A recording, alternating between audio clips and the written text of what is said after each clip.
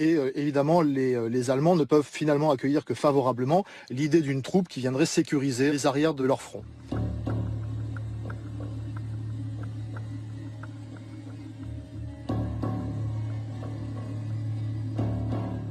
Il s'agit d'une population pauvre, peu éduquée, qui est constituée essentiellement de manœuvres, de journaliers, de garçons de bar.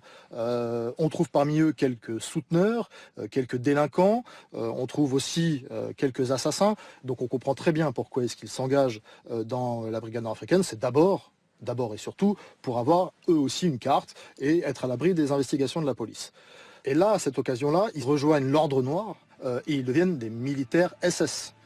Avec le temps des défaites du Reich, vient celui de la répression. Une répression sauvage, sans limite. Ils porteront le feu dans les provinces frondeuses. Ils brutaliseront, ils pilleront, ils violeront. C'est le temps des massacres.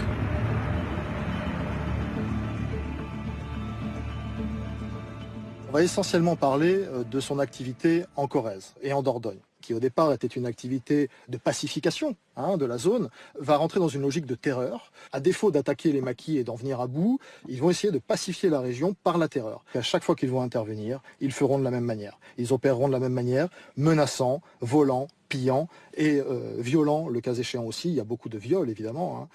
Donc là, il y a une horde sauvage qui s'abat sur cette région.